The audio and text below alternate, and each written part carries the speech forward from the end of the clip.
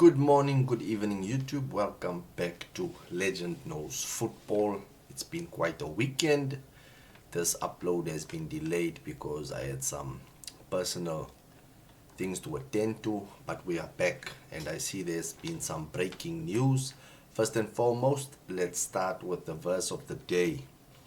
Bearing with one another, and if one has a complaint against another, forgive each other as the Lord has forgiven you. So you also must forgive. Let's remember to live in peace and harmony with one another, even though someone has wronged you. Forgive them as the Lord has forgiven you. Okay, let's get into the breaking news as per Fabrizio Romano, and this is surrounding Liverpool FC, and it is huge. Liverpool made a lot of money from the sale. Let's start. FC Bayern Munich reached full agreement to sign Luis Díaz from Liverpool. Here we go. 75 million euro package agreed and authorization for medical also confirmed from Liverpool FC. Lucho wanted to leave Liverpool accept the conditions, and Díaz will now sign a 4-year deal at Bayern.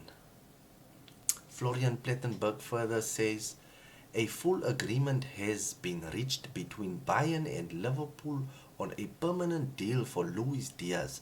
A breakthrough was achieved after a second offer was submitted, as revealed on Friday. Contract until 2029. The total fee is 75 million euros. Díaz expected to travel within the next 24 hours. Rumors linking Rashford, Rodrigo, Trossard and Fofana were never concrete, as Bayern had been strongly pushing for Díaz in recent weeks. So Luis Díaz is officially a here we go. He's on his way to Bayern Munich to finalize his deal, which means that Liverpool has the cash and they are slowly getting the cash for that humongous bid that they want to make for Alexander Isak. But we will keep an eye on how things develop in the next few days. Let's go on to the next slide, which involves Alexander Isak. Liverpool remain intent to sign Alexander Isak this summer, even after Hugo Ekitike's arrival. Luis Díaz's exit, coupled with a likely Darwin Núñez departure, opens the door for another attacker. Despite confidence in the current options, however, there are no plans to bid blindly. Liverpool will only make a formal offer for Isak if given encouragement from Newcastle. So it all depends on what Newcastle is saying, what their stance is on the situation, and they don't want to overpay for Isak. That's what I understand. Liverpool waiting to understand if Newcastle are no willing sellers due to Isak pushing for an exit before tabling an offer. That's where they can determine what kind of offer they want to make for Isak. So it depends on if Newcastle are willing sellers, then Liverpool might come in with an initial offer that's below what they think Newcastle would want for him. Should they make one, it will be with confidence and not simply a speculative bid. Okay, we will keep tabs on that. That's quite a huge transfer in this transfer window if it occurs, because it has so many how should I say, impact on how the league's season will go for Liverpool as well as for Newcastle United. Let's go on to the next slide, which is more on Gerald Hato. It's understood Chelsea are ready to pay around £44 million for Gerald Hato, but Ajax are holding out for 52 million. That was, like, as you see on the screenshot, 10 hours ago. And not so long ago, Gerald Hato has indicated that due to a possible transfer to Chelsea, he prefers not to play for Ajax. Negotiations are currently proceeding. So it means that the player wants to go. It's just that the club is holding out. They're trying to milk the situation, trying to get as much as possible from this young talent that they have in their team.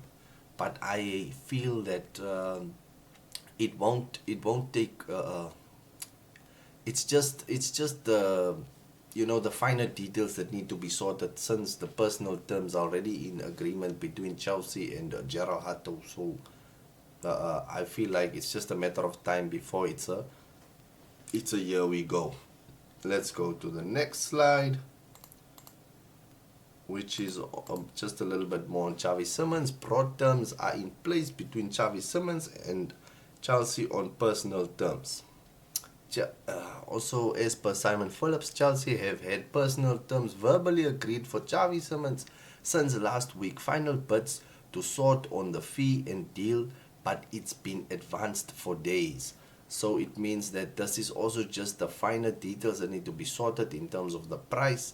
I feel like Leipzig also want a huge amount of money either, or they would want like a swap deal with some cash.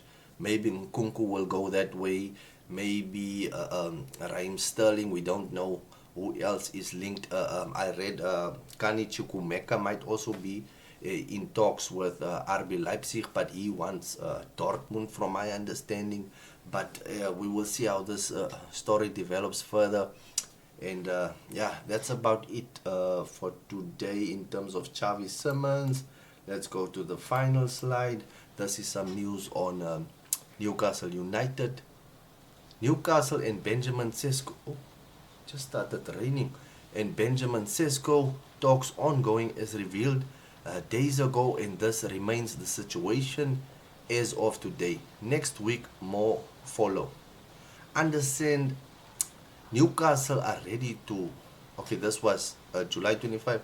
Newcastle is just a referral from Fabrizio Romano, just a retweet. Understand, Newcastle are ready to present their project Benjamin Sesko as they want to go big. Proposal to the player also being prepared as Newcastle FC see Sesko as the ideal striker in case Isak leaves. So this is just a contingency plan for Newcastle, or not a contingency, but the way forward for them in terms of getting a replacement for Alexander Isak. So we will also keep an eye on that situation for Newcastle United. Seems like they couldn't sign anyone so far. They only got Anthony Ilanga. It's been a horrible transfer window for Newcastle United. Hopefully they can get their ducks in a row, because the season is fastly approaching the start of the season we are heading into. Thank you for watching this video. Please leave a like and subscribe. I've noticed that most of you that are watching my video are not subscribed. Please subscribe, leave a like, leave a comment. Let's have a discussion, and stay safe, and God bless.